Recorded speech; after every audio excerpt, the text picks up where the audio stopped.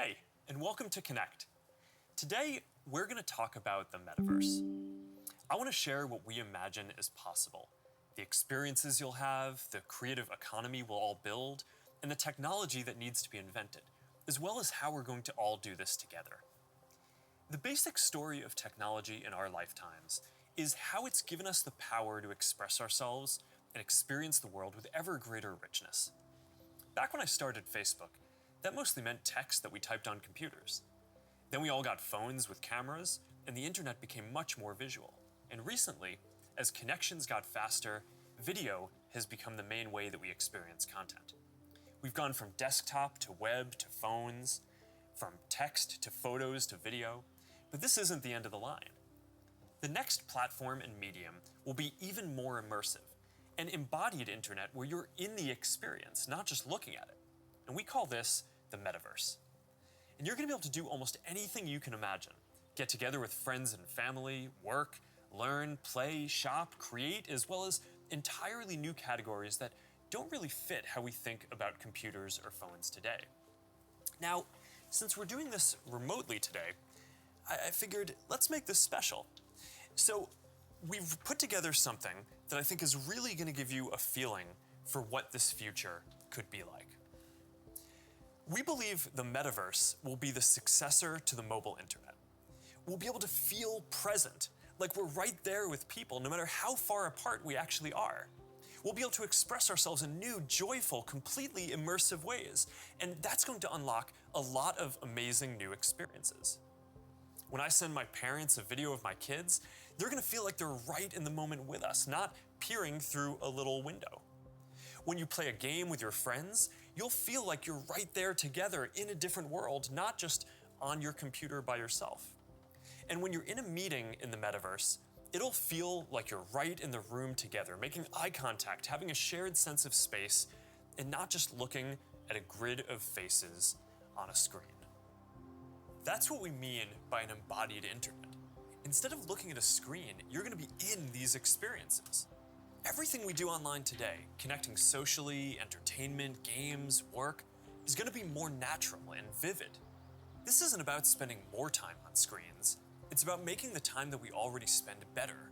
Screens just can't convey the full range of human expression and connection. They can't deliver that deep feeling of presence. But the next version of the internet can. That's what we should be working towards. Technology that's built around people and how we actually experience the world and interact with each other. That's what the Metaverse is all about. Now, the best way to understand the Metaverse is to experience it yourself, but it's a little tough because it doesn't fully exist yet. Some of the basic building blocks are here though, and others are starting to emerge as we speak. We're starting to get a sense of how it could all come together and what it could feel like. So today we're going to do something a little bit different. Rather than just focusing on this year's products like a normal keynote, we're going to talk about the future. So let's start by exploring what different kinds of Metaverse experiences could feel like, starting with the most important experience of all, connecting with people.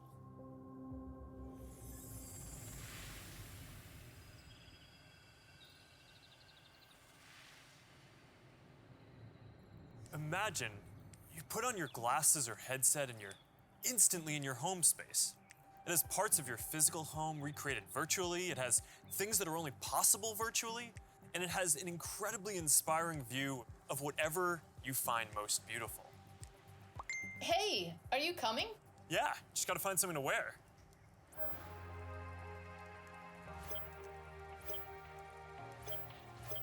All right, perfect. Boy. Oh, hey, Mark. Hey, what's going on? Hi. Mark. What's up, Mark? Whoa, we're floating in space? Uh-huh. Who made this place? It's awesome. Right? It's from a creator I met in LA. This place is amazing. Boz, is that you? Of course it's me. You know I had to be the robot, man. I thought I was supposed to be the robot. Whoa. I knew you were bluffing. Hey, wait. Where is Naomi? Let's call her. Naomi. Hey, should we deal you in? Hey, sorry I'm running late, but you gotta see what we're checking out. There's an artist going around Soho hiding AR pieces for people to find. 3D street art? That's cool. Send that link over so we can all look at it. This is stunning. Okay, that is something. It's awesome. I love the movement. Wait, it's disappearing. This is amazing. Hold on. I'll tip the artist and they'll extend it. Wow. Brilliant. If you guys like it here, I have another room that you're gonna love. Check out this forest room. Huh, let's see it. Koi fish that fly? That's new. This is wild. Hey, one sec, Boz. It's Priscilla. Hey, you have to see this. Beast is going crazy. Oh, I love that guy. We've got to show that to the kids. Can you also send that to my dad? I'll message him. All right, see you at home. This place is great, Boz, but there's something I got to get back to. All right, so that's a glimpse of a few ways that we're going to be able to get together and socialize in the metaverse. It's a ways off, but you can start to see some of the fundamental building blocks take shape. First, the feeling of presence. This is the defining quality of the metaverse. You're going to really feel like you're there with other people. You'll see their facial expressions, you'll see their body language, maybe figure out if they're actually holding a winning hand. All the subtle ways that we communicate that today's technology can't quite deliver. Next, there are avatars, and that's how we're going to represent ourselves in the metaverse. Avatars will be as common as profile pictures today, but instead of a static image, they're going to be living 3D representations of you.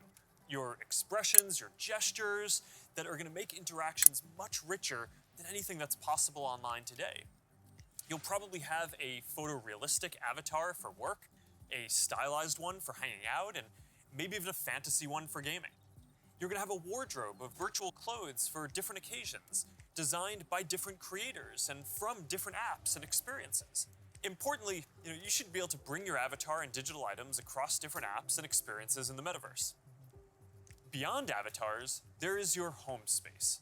You're going to be able to design it to look the way you want, maybe put up your own pictures and videos and store your digital goods. You're going to be able to invite people over, play games and hang out. You'll also even have a home office where you can work. Your home is your personal space from which you can teleport to anywhere you want.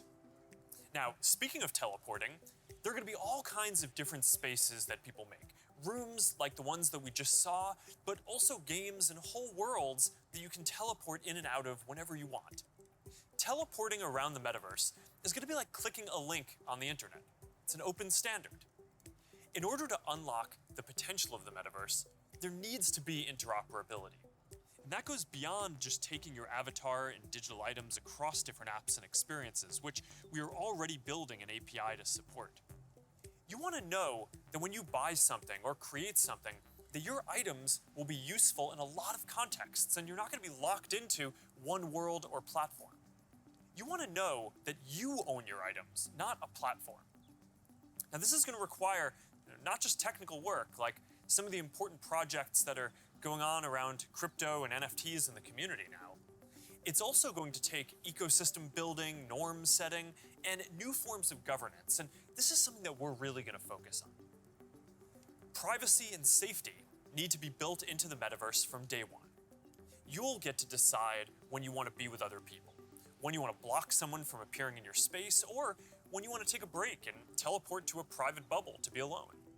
You're going to be able to bring things from the physical world into the metaverse. Almost any type of media that can be represented digitally, photos, videos, art, music, movies, books, games, you name it. Now, lots of things that are physical today, like screens, will just be able to be holograms in the future. You won't need a physical TV, it'll just be a $1 hologram from some high school kid halfway across the world.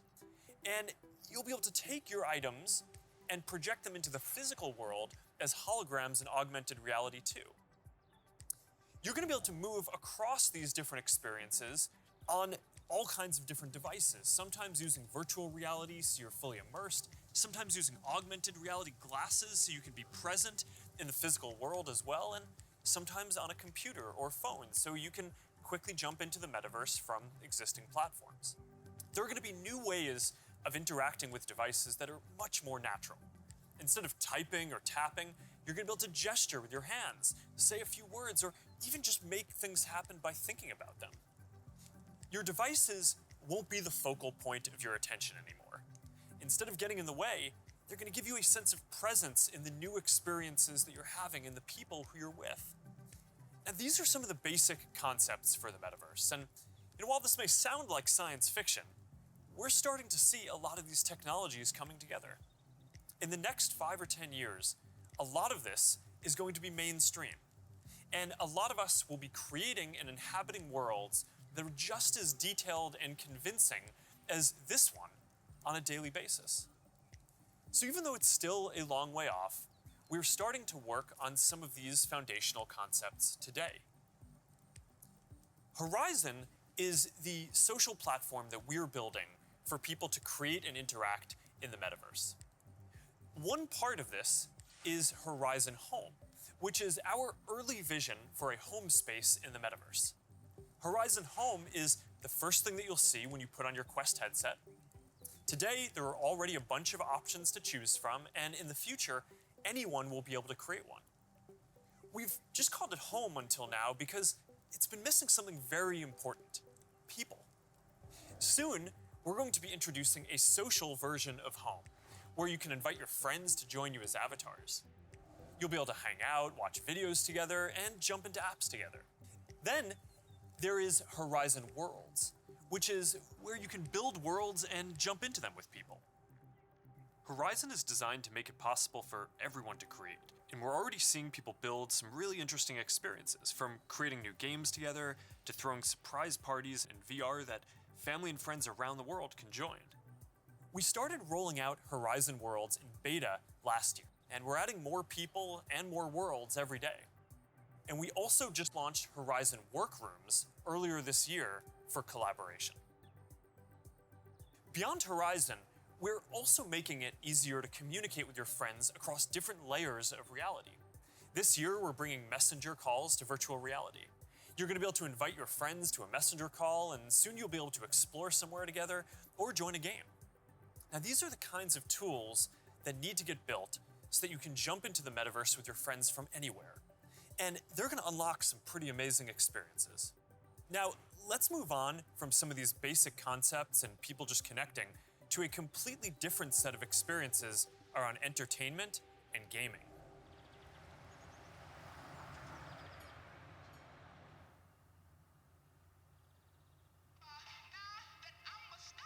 Imagine your best friend is at a concert somewhere across the world.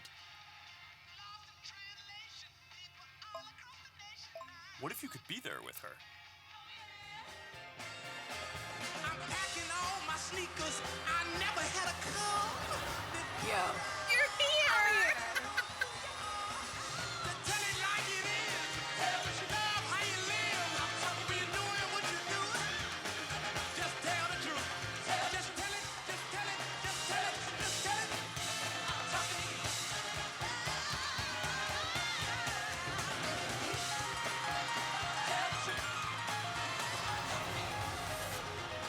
After party passes? Yes!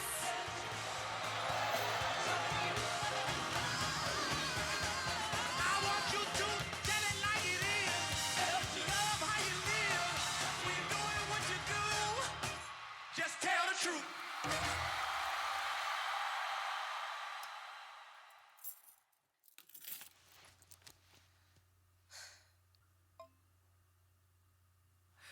Jumping in now.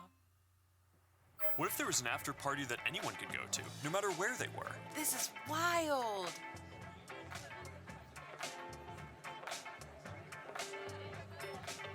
Hey, check this out. Charity auction happening. Oh, there's swag. And when you go to the after party, you could connect with other fans, hear new versions of your favorite songs, and check out the merch that just dropped. Ooh, I like that one. Well, now you've got to get it. You can start to see how the metaverse is going to enable richer experiences by letting us add new layers to the world that we can interact with. Creators and artists are going to be able to connect with their audiences in new ways and really bring them into these shared experiences.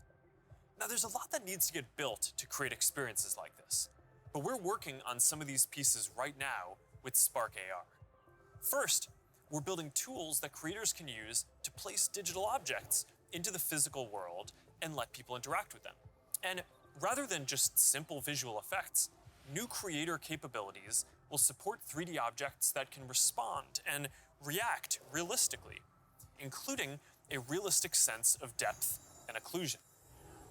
In the next year, we're also adding the ability for creators to connect different physical locations into cohesive augmented reality storytelling experiences, like guided tours or scavenger hunts.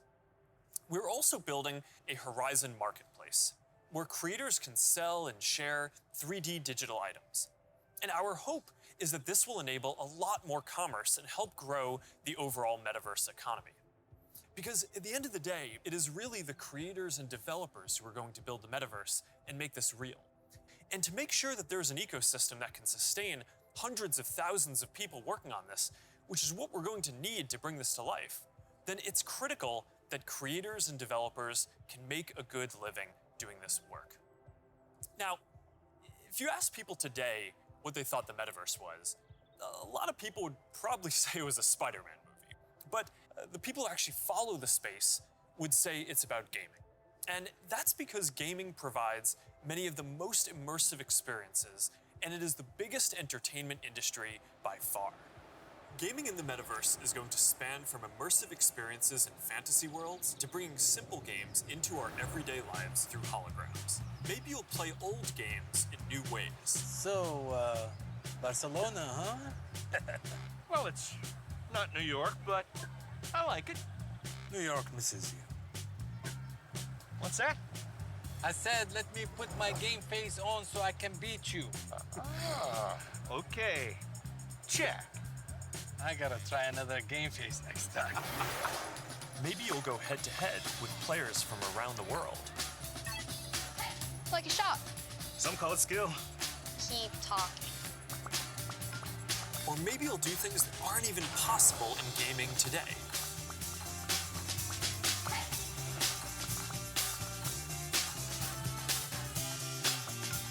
Hey Mark, down for a VR foiling sesh? Now this is more my style. Plastic glove. All right. Nice. Oh, nice choice, Mark. Ready to shred. All right, here we go. Whoa. Whoa, hang in there, Mark. That's not good. Hit this section, boom. All right, backflip. Whoa. Yoo-hoo. I've got an idea. Hey, where are you going? Gotta pump it to jump it. What? I didn't even know that was an option. You're not gonna catch me now. Take that, unicorn. Oh, Tube City. Kai, you're out of control. Don't worry, I'll let you win next time. All good. Oh, that was a close one. You want to go again? Maybe later. I'm gonna need a lot more sunscreen though. Oh man. Well, gaming is how a lot of people are going to step into the metaverse for the first time. It already has some of the most fully built out digital goods and the most active creator and developer communities, and major platforms like Epic are working to build out the metaverse, starting with gaming. For our part, we're heavily investing in building a healthy VR and AR ecosystem, so the game studios can keep building and gaming creators can keep creating. Now, Deb from our studios team is joining me. Deb, do you want to take us through some of the exciting games in the pipeline for Quest? Absolutely. Over the years, we've had the opportunity to work with incredible developers, like Vertigo Games, the studio behind fan favorite Arizona Sunshine. I love Arizona Sunshine. That game basically got me and my friends through the first few months of the pandemic. That's awesome. If you enjoyed that, Mark, I think you'll be excited that we're partnering with Vertigo on 5 more great games from Deep Silver and others. We'll share more about this lineup very soon. Nice. What else is coming? Well, the metaverse is constantly evolving. So one of the most important aspects will be live service games that launch updates and new downloadable content regularly, like Echo VR, Beat Saber, Onward, Pistol Whip, and more. We're focused on this a lot right now, making sure games can build out active communities. Beat Saber has a passionate community. Oh, I love Beat Saber. So do I. And Beat Saber just passed $100 million in lifetime revenue on Quest alone. It's a great example of a game that keeps releasing fresh content. They've actually been working on evolving the way that you interact with the tracks and feel the music. Also, the team has been working on something really cool. Check this out.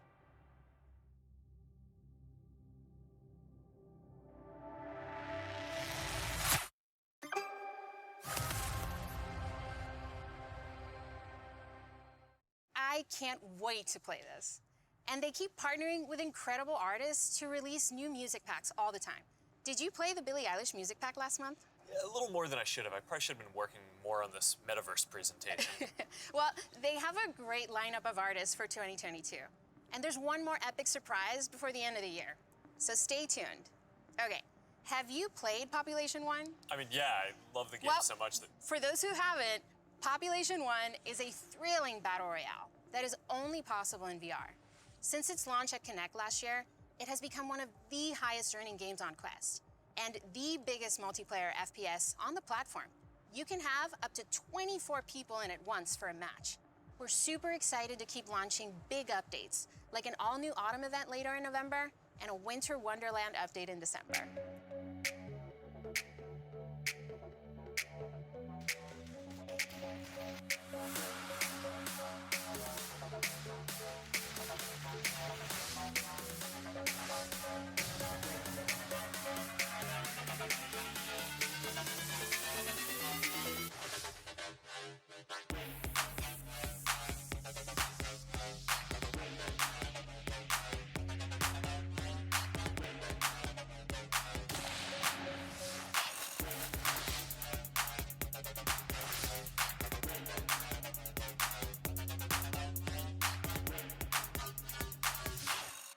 Okay, here's something I know our community has been waiting for. Lay it on us. All right, this is a title from the Warp Frog team. This is the team that set the standard for VR combat physics when it launched on Rift in 2019. That's right, Blade and Sorcery Nomad, the built for VR medieval fantasy sandbox that pairs magic with melee, is launching on Quest later this year.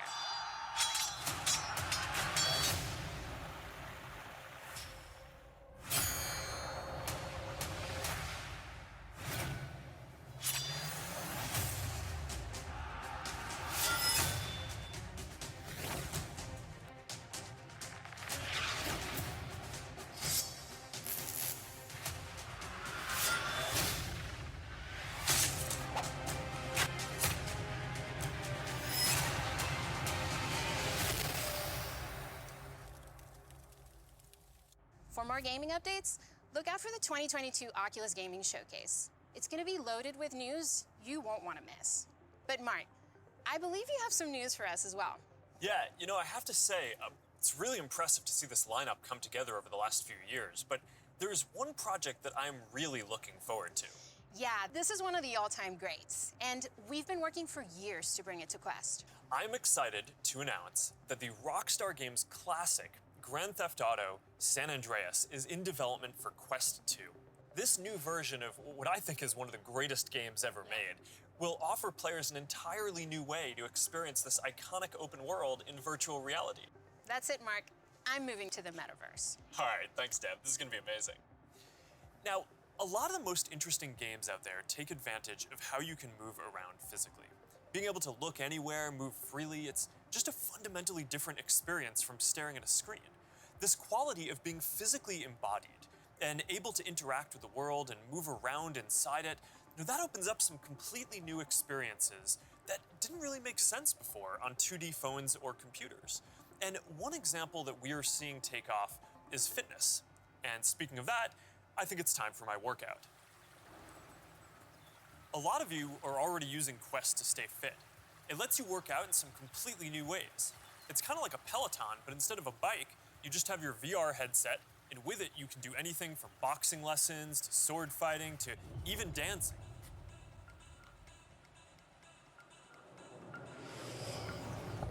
You'll be able to work out in new worlds, even against an AI.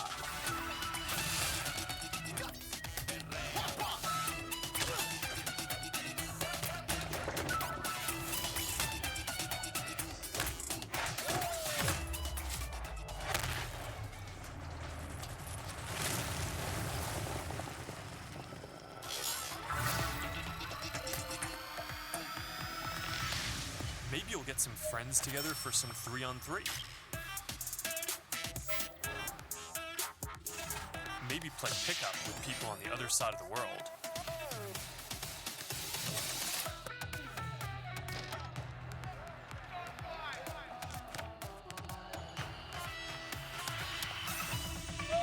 Or imagine your Facebook cycling group does an AR charity ride.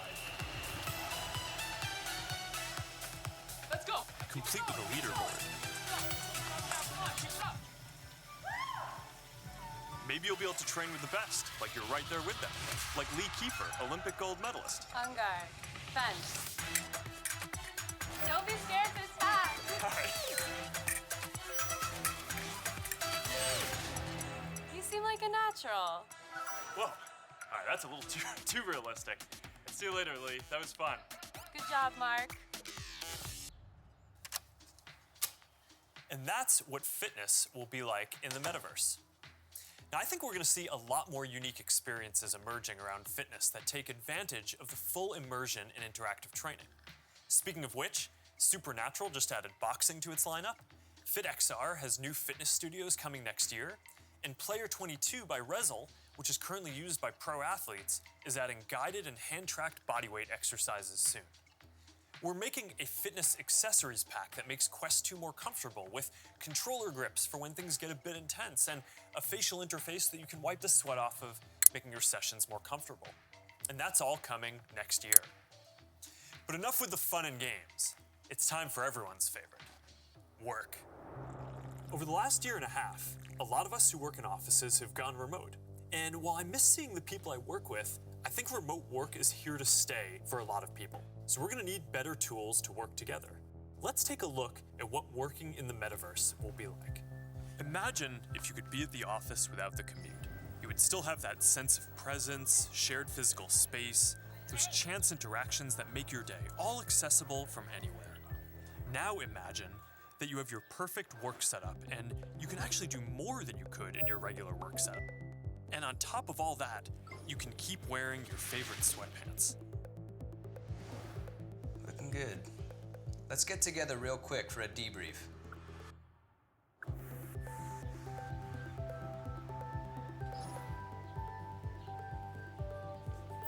I'm free now. Let's jump in.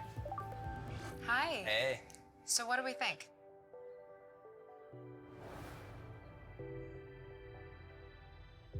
I think it's ready. Great. I'll prep it for the presentation. All right. Good luck. Imagine a space where you can tune out distractions and focus on the task at hand. And when you're ready to share what you've been working on, you can present it as if you're right there with the team. Wait, where's Mark? I think he's in the middle of something. You can already see some of these elements in Horizon Workrooms, which we launched a couple of months ago. Later this year, we plan to introduce room customization, so you can put your own logos and posters in your workrooms. We're also introducing a new office space in Horizon Home, for when you want your perfect workspace to do some focused work or just cross a few things off your to-do list.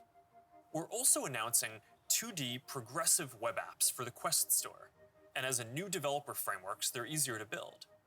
So you can drop in and check on a work project while you're in VR using services like Dropbox and Slack, or stay connected with Facebook and Instagram.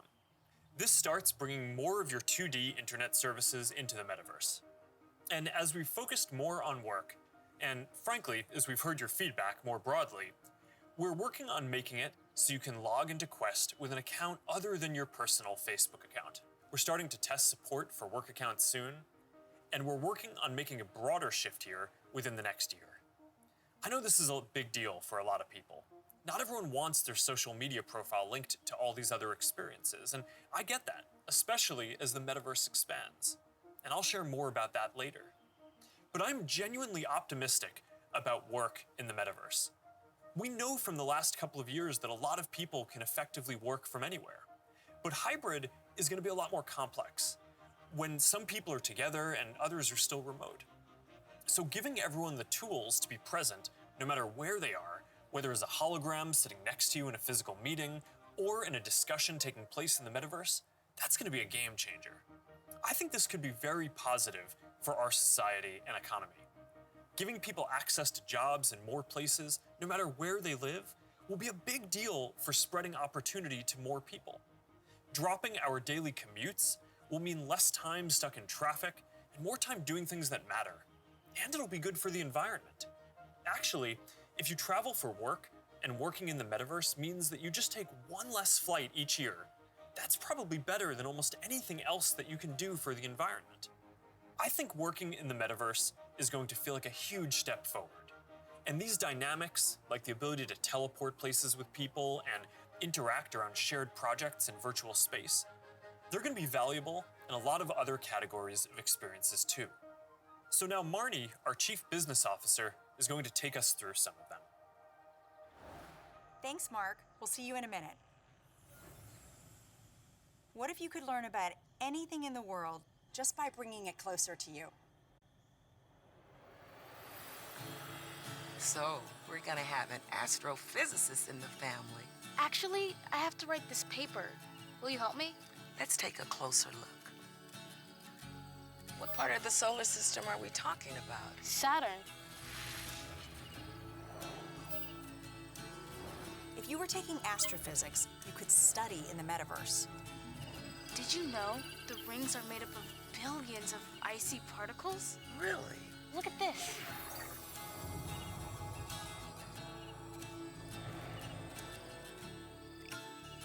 You ready to do that paper now, right? Yeah.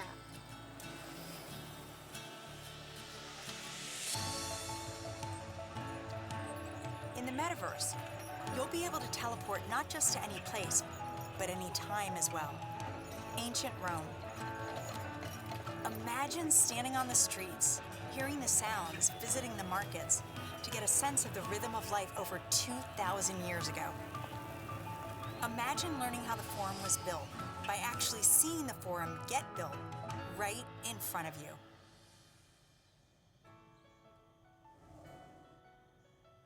Hi, everyone. I'm Marnie Levine.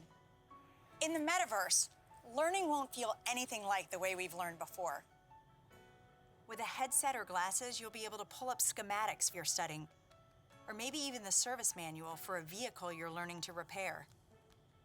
Let's say you're a med student or a doctor. With apps like OSO VR, you can learn new techniques in surgery firsthand, practicing until you get it right. Or, if you're studying Earth science, you could swim through the Great Barrier Reef, get up close to Earth's mightiest insects with your instructor, David Attenborough, whose VR documentary is playing now in Oculus TV. This is a world of intrigue, a world of wonder, a secret world hidden to the human eye. Explore the extraordinary world of Micro Monsters 3D with me, David Attenborough. This is just one of the ways we're going to learn in the future. But in order to get there, we're going to need to help build the skill sets of the people who build these experiences.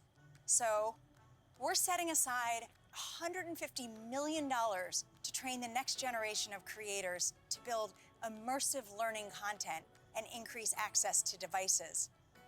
And to help more creators make a living building AR effects using Spark AR, we're going to establish a professional curriculum and certification process, make it easier to monetize, and put our Spark AR curriculum on Coursera and edX. Thanks, Marnie. So that's a glimpse of the kinds of experiences that you might have in the metaverse. From connecting with friends, to gaming and entertainment, to work and education, and creation and commerce. Now, let's talk about how creators and developers are going to build all of this, and about the economy that we all need to create. The last few years have been humbling for me and our company in a lot of ways. One of the main lessons that I've learned is that building products isn't enough. We also need to help build ecosystems so that millions of people can have a stake in the future, can be rewarded for their work, and benefit as the tide rises, not just as consumers, but as creators and developers. But this period has also been humbling because as big of a company as we are, we've also learned what it is like to build for other platforms.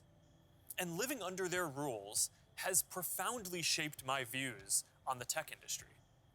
Most of all, I've come to believe that the lack of choice and high fees are stifling innovation, stopping people from building new things, and holding back the entire internet economy. We've tried to take a different approach.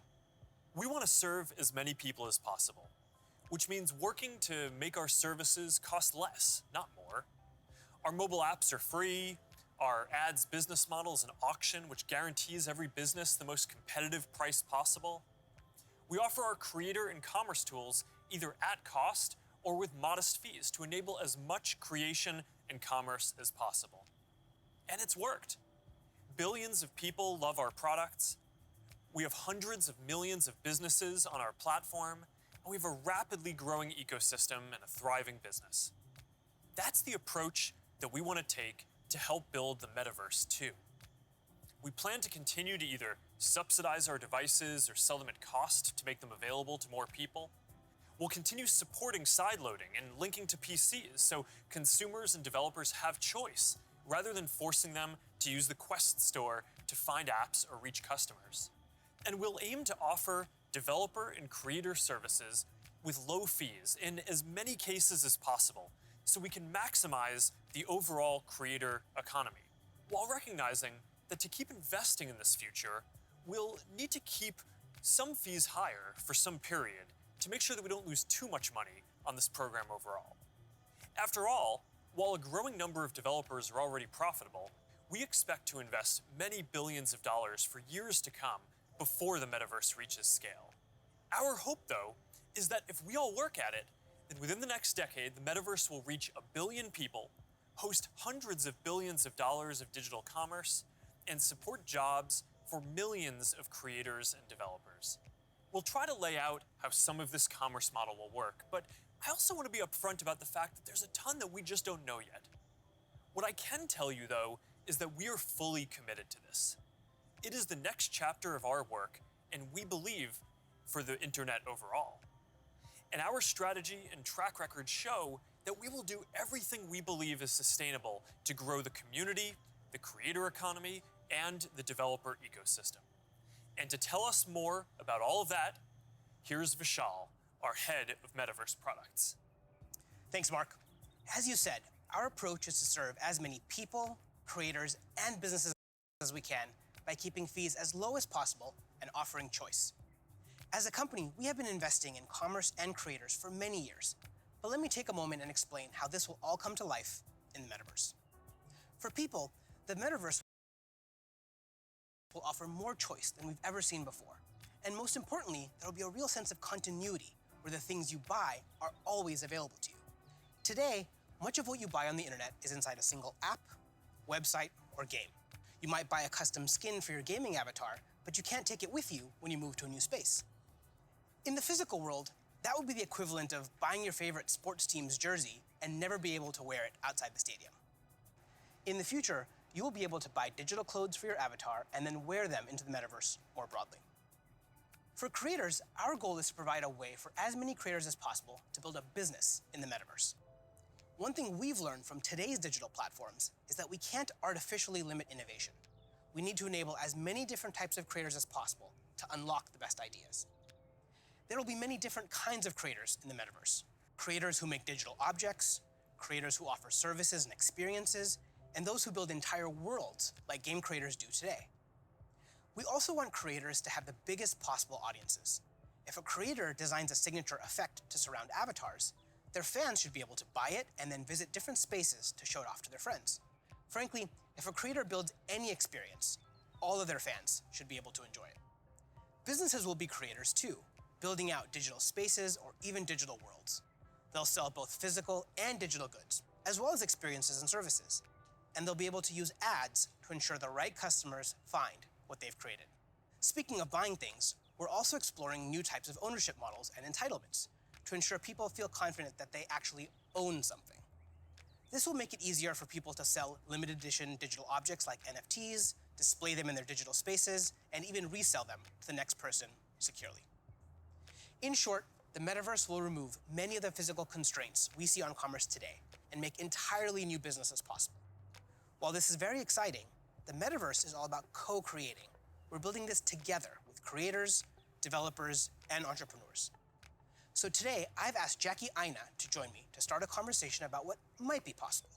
Jackie is a beauty creator who launched her own lifestyle brand on Instagram called Forever Mood, where she sells candles with scents like cuffing season and partners with major brands on makeup drops.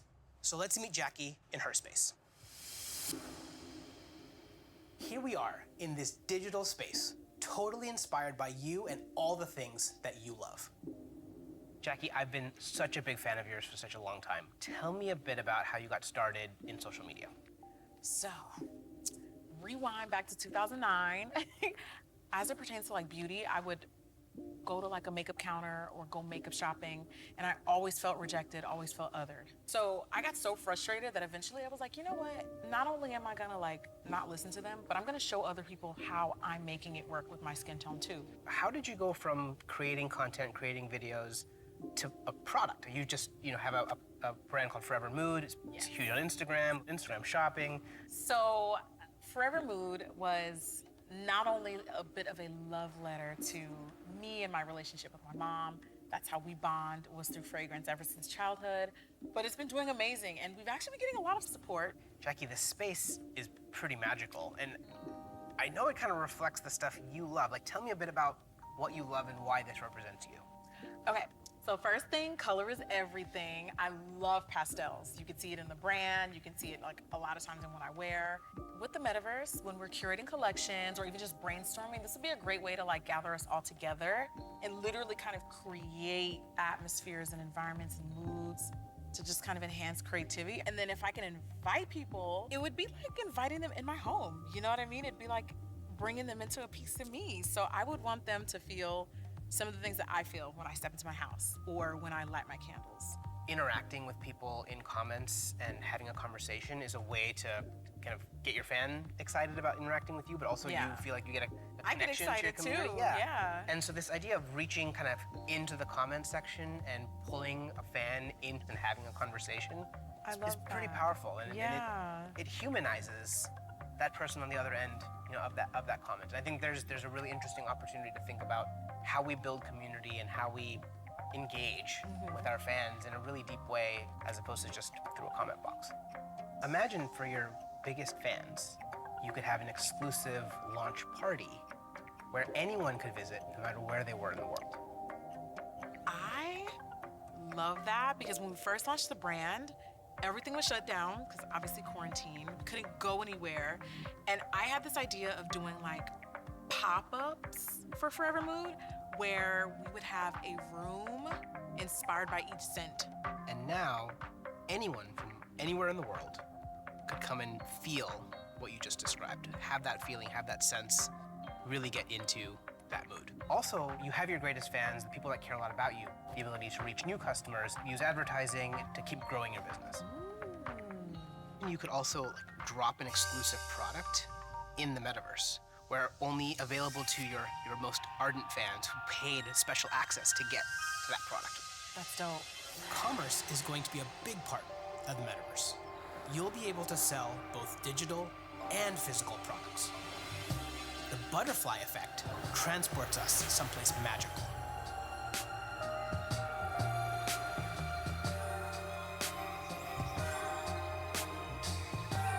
So beautiful. So Jackie, as we walk through this amazing world, what does the Metaverse mean to you? I just feel like this is like endless possibilities with my imagination. I can't even begin to imagine how meaningful the Metaverse will be thanks to creators like you.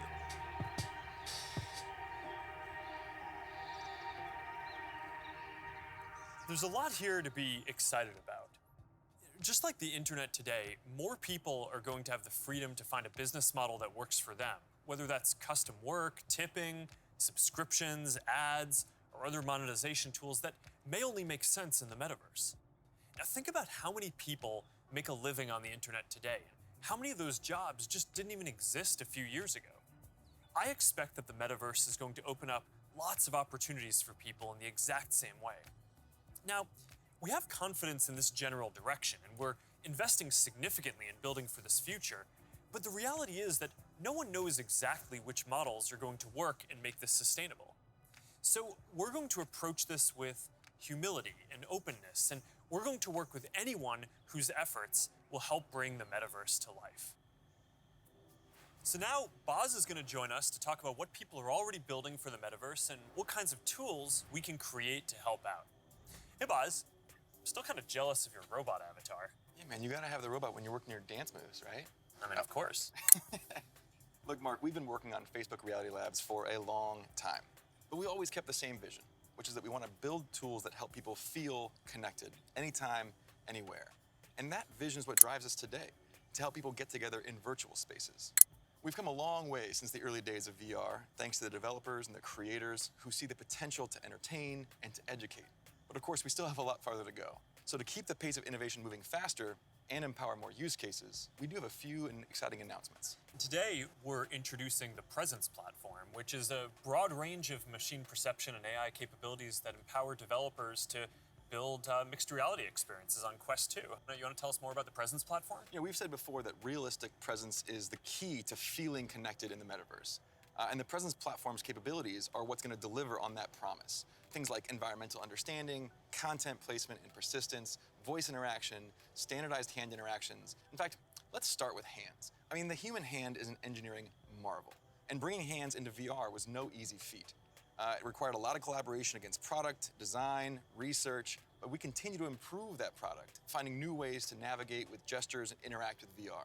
So today, we're introducing the Interaction SDK, a library of modular components that will make it easy to add hand interactions to your apps. That's pretty exciting. Yeah, we really think this is going to help people accelerate the build time for new and existing titles that allow people to use their hands more naturally in more virtual experiences. Now, in addition to hands, there's another exciting interaction space for VR. That's your voice. The Voice SDK lets developers integrate voice input into their games and apps so they can create new gameplay and navigation. So soon, you'll be able to jump into a FitXR workout and shake up your routine just by saying, "Surprise me."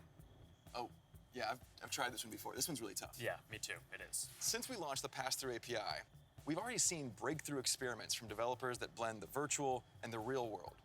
Soon, with our next SDK release, developers will be able to ship their mixed reality apps on the Oculus Store and an App Lab. Now, of course, access to pass-through by itself is not enough. To achieve that rich mixed reality experience, apps also need to be aware of things in the room and, blend the virtual objects with the physical environment around them so they can coexist in the same space. So developers want to be able to place, persistent world-locked content like animated holograms or your Instagram feed in your real space. And tools like spatial anchors and scene understanding capabilities will help make these mixed reality experiences feel seamless. Now, I'd gladly nerd out with you on the technical details of this with you. I know. But I think it's better to show you. Load the world beyond. This is Api. Api, come on, Api. Who's a good persistent state virtual object layered on an interactive pass-through environment? Oh, you are. Yes, you are. Api, sit. Pets in the metaverse, man. Just as stubborn as they are in the physical world. You know, Buzz, I always really wanted a forest in my living room. Did you? Not really. I'm looking forward to how developers are going to be able to build a new generation of mixed reality experiences on Quest 2. And it also gives us a glimpse of the kind of worlds that people are going to be able to build. Now let's talk about augmented reality. With Spark, we really focused on those use cases that allow people to both stay engaged with the world around them, but also stay connected to the people that they're not around. And creators are really leading the way here. And we're doing everything we can to support them with our know-how, with our resources, and of course, with tools.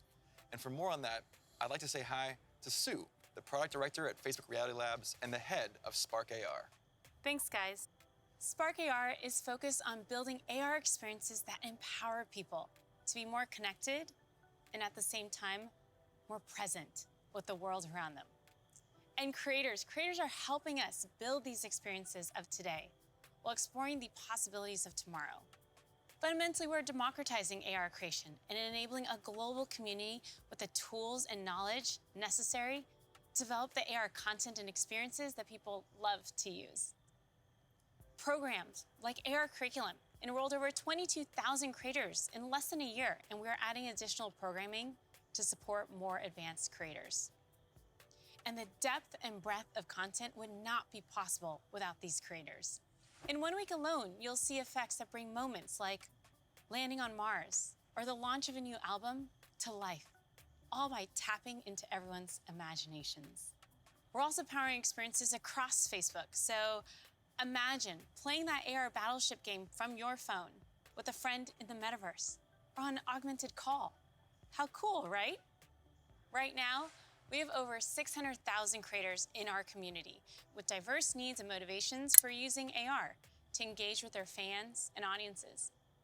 We know people, more than 700 million monthly across the Facebook family of apps, are already using AR a ton. We see over 80 billion effects applied per month, and we want to make it even easier for anyone to find their spark. So we created a tool, codenamed Polar, that makes AR creation possible for novice creators who have no prior experience in art, 2D or 3D design, or programming. Think paint by numbers. So creators whose first love might be photography, video, or dance can enhance their content for their own special effects. And that's an important piece of this vision and this community. It's open to anyone and everyone who's curious. And the Metaverse is well positioned to be a strong digital economy for creators from all walks of life. This is primitive to a functioning Metaverse. And we want to make sure creators are ready to share their creativity and capitalize on this emerging opportunity from day one. Thanks, Sue. So that's some of the software platform that needs to get built to deliver the Metaverse. But there are other important considerations here too. Hey, Nick. Hey, Mark. Hope I'm not interrupting. You got a sec? Have you got Oppie with you? I think Oppie's still in the virtual forest, but I always have time for you. What's going on? Look, I just love the presentation so far. It's such visionary stuff. But as you mentioned early on, with all big technological advances, there are inevitably going to be all sorts of challenges and uncertainties. And I know you've talked about this a bit already, but people want to know how we're going to do all this in a responsible way, and especially that we play our part in helping to keep people safe and protect their privacy online. Yeah, that's right. This is incredibly important. The way I look at it is that in the past, the speed that new technologies emerged sometimes left policymakers and regulators playing catch-up. So on the one hand, companies get accused of charging ahead too quickly, and on the other, tech people feel that progress can't afford to wait for the slower pace of regulation. And I really think that it doesn't have to be the case this time round, because we have years until the metaverse we envision is fully realized. So this is the start of the journey, not the end. Like I said earlier, interoperability, open standards, privacy, and safety need to be built into the metaverse from day one. And with all the novel technologies that are being developed, everyone who's building for the metaverse should be focused on building responsibly from the beginning. This is one of the lessons that I've internalized from the last 5 years. It's that you really want to emphasize these principles from the start.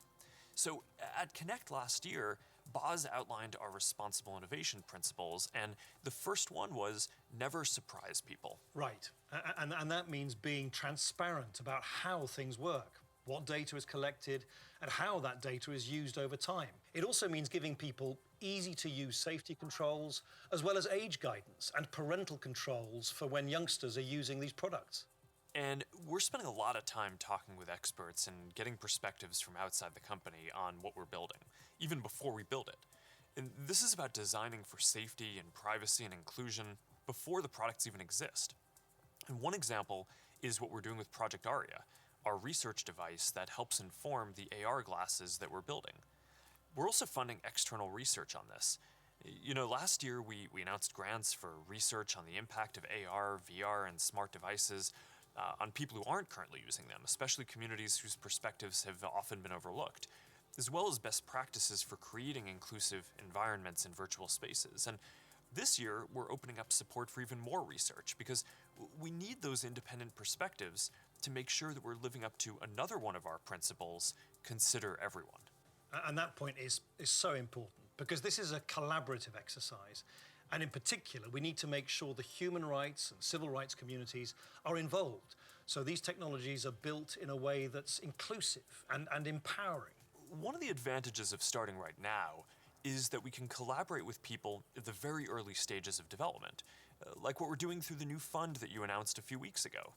Yeah, the XR Programs and Research Fund. It's a 2-year, $50 million investment in programs and external research with organizations all over the world, like Howard University, Women in Immersive Tech, Africa No Filter, and universities in Seoul, Hong Kong, and Singapore.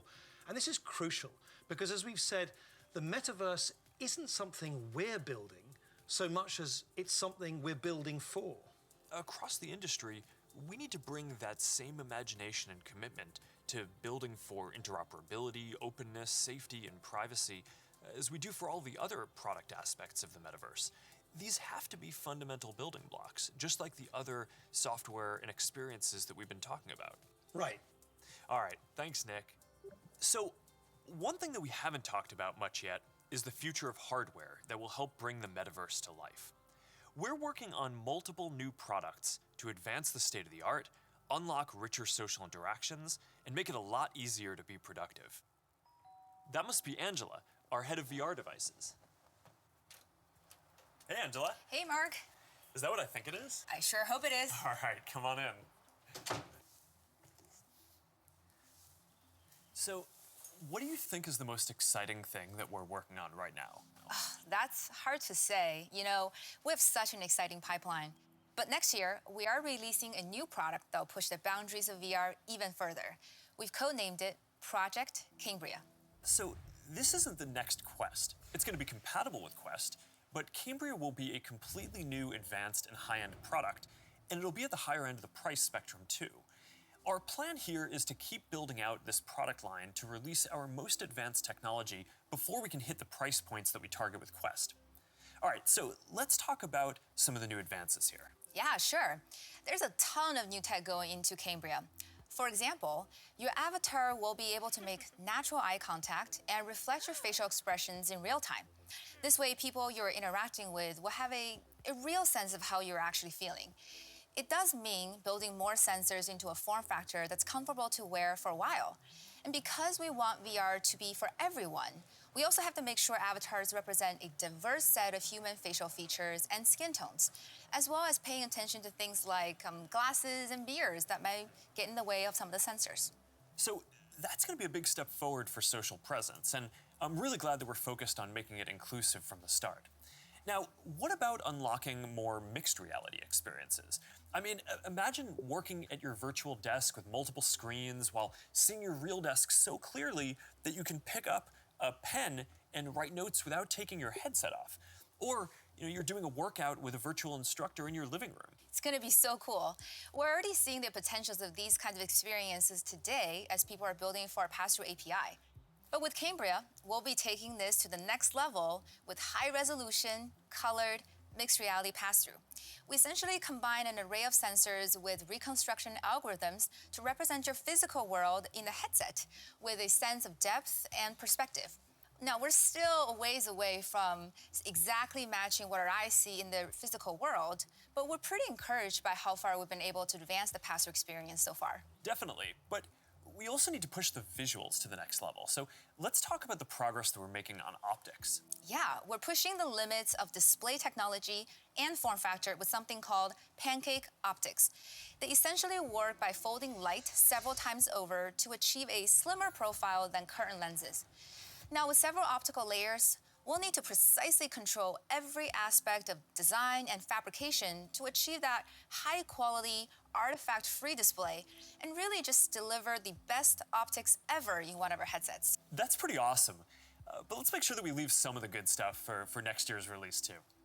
All right, now, I'm excited to keep building out this new product line over future generations so we can keep getting our most advanced technology into people's hands even before we can get it into our Quest product line. That's our goal.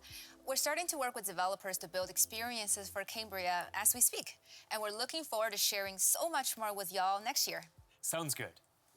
Now, beyond virtual reality, we are also focused on the hardware to make true augmented reality possible. In a lot of ways, augmented reality is even harder, not just because we need to invent a completely new optical stack that's not based on screens, but because we basically need to fit a supercomputer into a pair of normal-looking glasses. So we're approaching this problem from two directions. First, how much technology can we pack into a pair of normal, great-looking glasses today? And second, how do we take the long-term tech stack to do everything and keep miniaturizing and improving it until it fits into a pair of normal, good-looking glasses? On the first path, last month we launched Ray-Ban Stories, our first smart glasses in partnership with EssilorLuxottica. They're not full AR glasses yet, but they let you take pictures and videos, listen to music, and take phone calls while you're out looking at the world instead of down at your phone. And we built leading privacy features into the glasses, like the LED light whenever you're recording, which phones don't even have. And we delivered this in the iconic Ray-Ban style for just $299. These are all steps along the path to an embodied internet. But the ultimate goal here is true augmented reality glasses, and we've been working on that too. And today, I want to show you an experience that we've been working on for Project Nazare, which is the codename for our first full augmented reality glasses. Here, you'll see you're chatting with friends on WhatsApp and planning a game night. You can select a game, and then, as you walk over to your kitchen, you can easily just put your game onto the table and you're off. And that's the kind of experience that augmented reality will unlock. There's a lot of technical work to get this form factor and experience right. We have to fit hologram displays, projectors, batteries, radios, custom silicon chips, cameras, speakers, sensors to map the world around you, and more into glasses that are about 5 millimeters thick. So we still have a ways to go with Nazare, but we are making good progress. I'm excited about our future roadmap, but even that's still early in a journey that's going to go on for decades. Immersive all-day experiences will require a lot of novel technologies.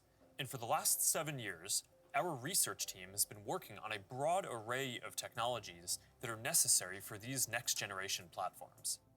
Michael Abrash leads this team, and he's going to join me to talk about some of the future technology that we're developing. Hey, Michael, do you want to take everyone through our roadmap? Sure. That covers a lot of ground, though. It's going to take about a dozen major technological breakthroughs to get to the next generation metaverse, and we're working on all of them. Displays, audio, input, haptics, hand tracking, eye tracking, mixed reality sensors, graphics, computer vision, avatars, perceptual science, AI, and more. Yeah, you're right. That's a lot. We probably only have time for a couple right now. You want to pick a few? Well, I think the metaverse is really going to be first and foremost about connecting people. So I'd say let's start with avatars. Yeah, I agree. The goal here is to have both realistic and stylized avatars that create a deep feeling that we're present with people. Exactly, and we've shown codec avatars before. Well, what can your face do? Can you show us? Well, I've always hoped you would ask me that question. And it's a remarkable experience to see codec avatars in VR, and photorealistic avatars will be a huge breakthrough. But they're only part of the picture. Yeah, because you're not always going to want to look exactly like yourself. That's why people shave their beards, dress up, style their hair, put on makeup, or get tattoos. And of course, you'll be able to do all of that and more in the metaverse. So this next video shows how we're making progress on part of that with hair and skin rendering and relighting for 3D avatars. She's going for a medical field. I think she was interested into... Now, I want to point out this technology is still very definitely research, but it shows the really high level of fidelity that avatars are ultimately going to need to reach. Notice that you can see the individual pores on his skin.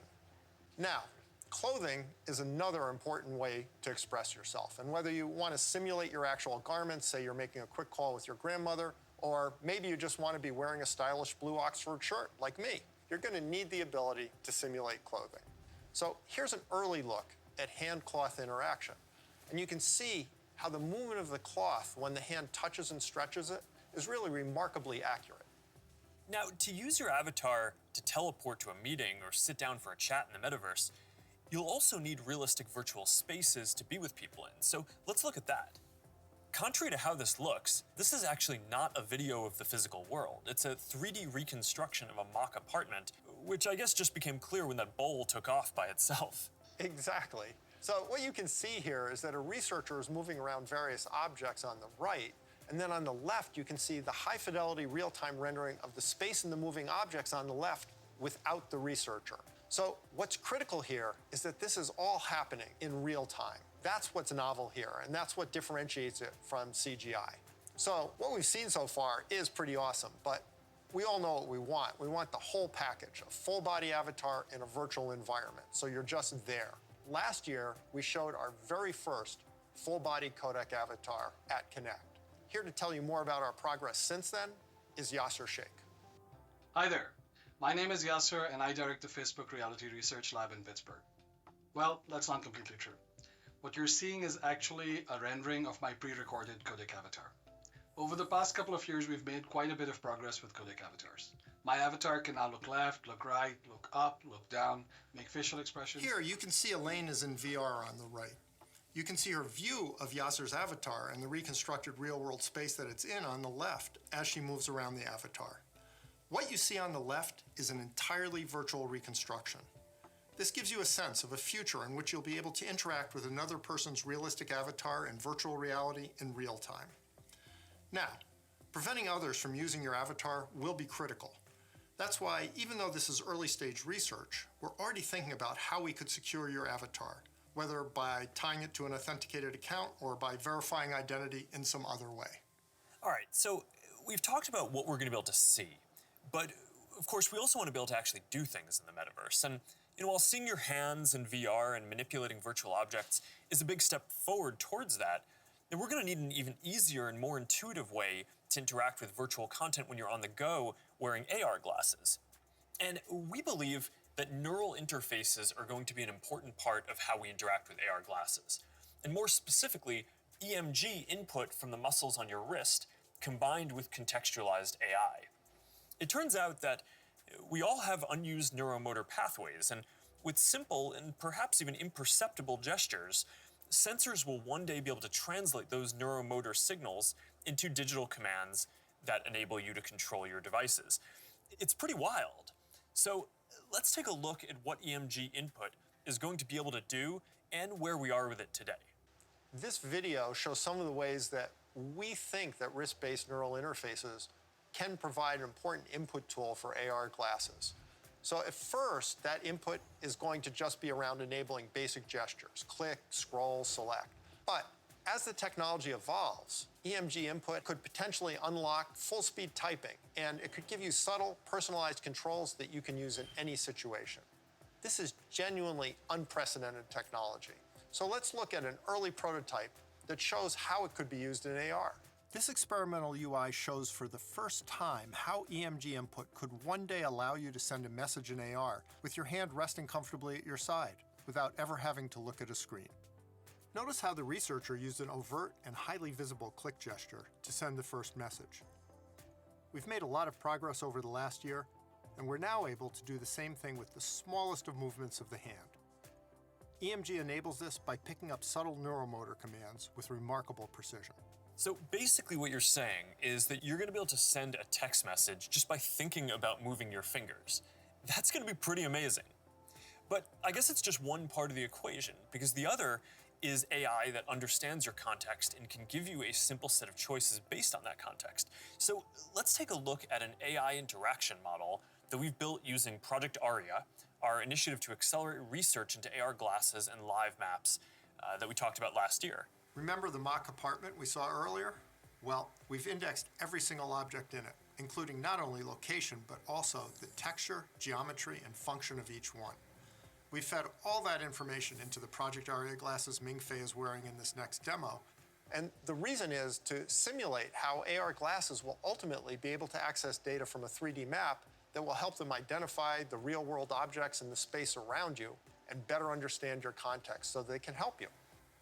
What's happening here is that the glasses are calculating where Ming-Fei is in the room, locating and identifying all the nearby objects based on the index mentioned earlier, and figuring out which of those objects Ming-Fei is interested in by observing her eye movements. That contextual information, in turn, enables the system to offer proactive assistance to Ming-Fei in a variety of ways. Here, the system knows that she may want to turn on the TV, so when she clicks while looking at it, the system turns it on. Ultimately, her AR glasses will tell her what her available actions are at any time. Hey assistant, where's my favorite mug? We're also working on a voice interface that will let you locate any object. Here, the system is displaying the current location of the mug. In the future, it might tell her where it is using speech or text, or it might highlight the location in her glasses. Really, it's an early look at the sort of intuitive, low-friction interface that AI plus EMG input will enable in the future. This is how we'll all be interacting one day. Thanks, Michael. That was awesome. All right, so I hope that that gives you a sense of some of the technical challenges that we're working on to deliver deep and immersive experiences in the metaverse. A lot of what we've shown today isn't going to be available in the next year or two. Some of this is still a long way off. But this is some of the most exciting stuff that I've ever gotten to work on, and I'm just incredibly energized to be on this journey with all of you. And there's one more thing that I want to tell you about today.